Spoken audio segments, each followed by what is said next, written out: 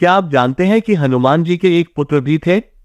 जी हाँ, यह एक ऐसा रहस्य है जिसे बहुत कम लोग जानते हैं।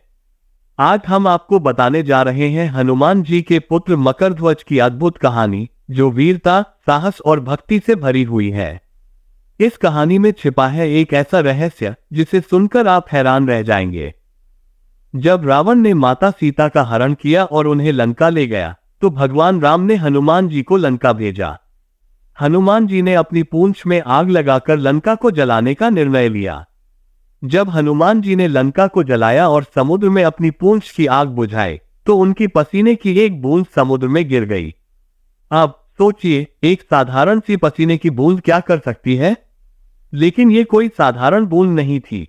इसी बूंद से एक नया जीवन जन्म ले रहा था, और यह जीवन कोई और नहीं बल्कि मकरध्वज था। समुद्र में रहने वाले एक मकर यानी मगरमच्छ ने इस बूंद को निगल लिया, और इस अद्भुत संयोग से मकरध्वज का जन्म हुआ। जब मकरध्वज का जन्म हुआ, तो समुद्र में हलचल मच गई, जैसे कोई महाशक्ति आ गई हो। लेकिन कोई नहीं जानता था कि यह बालक कौन है और इसमें इतनी अपार शक्ति कैसे है। लेकिन एक बात तय थी, ये बालक साधारण नहीं था। उसका नाम भी विचित्र था, मकरध्वज, जिसका अर्थ है मगर का ध्वज।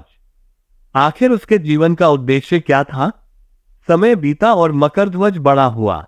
एक दिन जब वो समुद्र के किनारे घूम रहा था, तभी उसकी भेंट लंका के असुरों से हुई। उसकी अद्भुत वीरता और शक्ति देखकर असुर भी चकित रह गए। असुरों के मन में एक योजना आई, क्यों न इस शक्तिशाली योद्धा को लंका के लिए ले जाया जाए। और यही हुआ। लेकिन लंका पहुंचने के बाद क्या हुआ, ये जानकर आप दंग रह जाएंगे। लंका में मकरध्वज का सामना हुआ रावण के मुख्य द्वारपाल से। रावण के द्वारपाल ने उसे चुनौती दी, लेकिन मकरध्वज ने उसे केवल एक ही वार में पराजित कर दिया। उसकी वीरता देखकर रावण भी प्रभावित हुआ और उसने मकरध्वज को पाताल लोक का द्वारपाल नियुक्त कर दिया। पाताल लोक, जो अंधकार, रहस्यों और अनगिनत खतरों से भरा हुआ था, अब मकरध्वज के हाथों में था। लेकिन मकरध्वज को नहीं पता था कि जल्द ही उसका सामना एक ऐसी शक्ति से होने वाला है जिसने उसकी नियति बदलनी थी। फिर एक दिन अहिरावण ने चालाकी से भगवान राम और लक्ष्मण को बंदी बना लिया और उन्हें पाताल लोक ले आया। हनुमान जी जब अपने प्रभु को बचाने पाताल लोक पहुंचे, तो द्वार पर उन्हें एक विशाल और भयावह योद्धा खड़ा मिला। इस योद्धा की आंखों में एक अजीब सी चमक थी, मानो वह हनुमान जी के ही बल का अंश हो। हनुमान जी ने उससे युद्ध करने की ठानी, लेकिन जैसे ही उन्होंने मकरध्वज को देखा, उनके मन में एक अजीब सा संदेह हुआ। कौन था ये योद्धा जिसने हनुमान जी को भी असमंजस में डाल दिया? हनुमान जी और मकरध्वज के बीच भयंकर युद्ध हुआ। दोनों की शक्ति अद्भुत थी और दोनों ही एक दूसरे की शक्ति को पहचानने लगे। जैसे ही हनुमान जी ने मकरध्वज को पराजित किया, उन्होंने उससे पूछा, तुम कौन हो और इतने शक्तिशाली कैसे हो? मकरध्वज ने गर्व से कहा, मैं मकरध्वज हूं, पाताल लोक का द्वारपाल, और मैं किसी से नहीं डरता। हनुमान जी ने फिर पूछा, तुम्हारा जन्म कैसे हुआ? जब मकरध्वज ने अपनी कहानी बताई, हनुमान जी की आंखों में आश्चर्य और स्नेह का मिश्रण था। उन्होंने कहा, तुम्हारा जन्म मेरे पसीने की बूंद से हुआ है। मैं ही तुम्हारा पिता हूं। ये सुनते ही मकरध्वज के चेहरे का रंग बदल गया।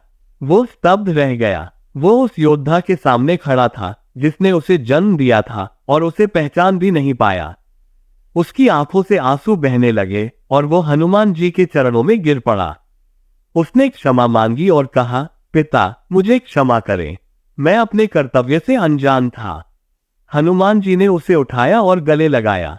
उन्होंने कहा, तुमने अपना कर्तव्य निभाया है और मुझे तुम पर गर्व है।